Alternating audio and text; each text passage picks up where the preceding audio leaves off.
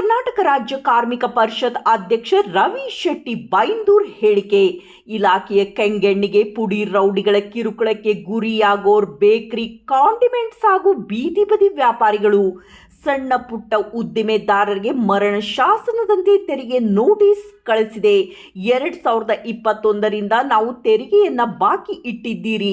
Phone pay, UPI transaction ಮೇಲೆ ವಿವರ ತೆಗೆದುಕೊಂಡು ತೆರಿಗೆ ಹಾಕ್ತಾ ಇದ್ದಾರೆ. 5 ಲಕ್ಷದಿಂದ 2 ಕೋಟಿಯವರೆಗೆ ತೆರಿಗೆ ಹಾಕುತ್ತಿದ್ದಾರೆ. 2021ರಿಂದ ಇಲ್ಲಿಯವರೆಗೂ ಯಾವುದೇ ರೀತಿ ಮಾಹಿತಿ ನೀಡದೆ ಏಕಾಏಕಿ ಈ ರೀತಿ ನೋಟಿಸ್ ಕೊಟ್ಟಿದ್ದಾರೆ. ನಾಡಿನ ಅಭಿವೃದ್ಧಿಗೆ ತೆರಿಗೆ ಅತ್ಯವಶ್ಯಕ, ಆದರೆ ಹೂವು, ಹಣ್ಣು, ಹಾಲು ಮಾರೋರಿಗೆ ನೋಟಿಸ್ ಕೊಟ್ಟಿದ್ದೀರಿ.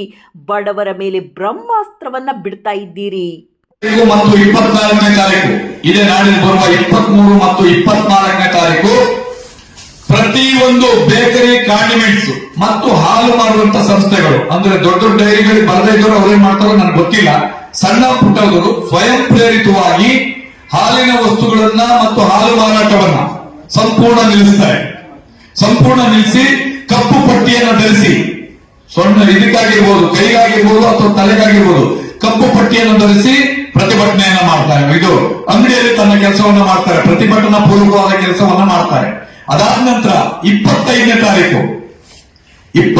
ತಾರೀಕು ಕರ್ನಾಟಕ ರಾಜ್ಯಾದ್ಯಂತ ಯಾವುದೇ ಜಾತಿ ಇಲ್ಲ, ಯಾವುದೇ ಧರ್ಮ ಇಲ್ಲ, ಎಲ್ಲ ಒಂದೇ ಸಣ್ಣ ಪುಟ್ಟ ಉದ್ಯಮಿಗಳು ಅವರೆಲ್ಲರೂ ಕೂಡ ಫ್ರೀಡಂ ಪಾರ್ಕಿಗೆ ಬಂದು ಬೆಳಗ್ಗೆಯಿಂದ ಪ್ರತಿಭಟನೆಯಲ್ಲಿ ಪಾಲ್ಗೊಳ್ತಾರೆ. ಲಕ್ಷಾಂತರ ಜನ ಬರ್ತಾರೆ, ಲಕ್ಷಾಂತರ ಜನ ಎಲ್ಲರೂ.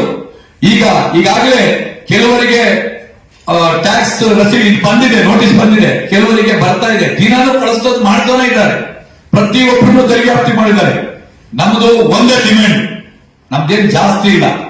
ಏನು ನಿಮ್ಮ ತಪ್ಪಿನಿಂದ 2021ರಿಂದ ನಿಮ್ಮ ತಪ್ಪಿನಿಂದ ನೀವು ನೀಡಿದ ಮಾಹಿತಿಯ ಕೊರತೆಯಿಂದಾಗಿ, ನೀವು ಮಾಹಿತಿನೇ ನೀಡಿಲ್ಲ,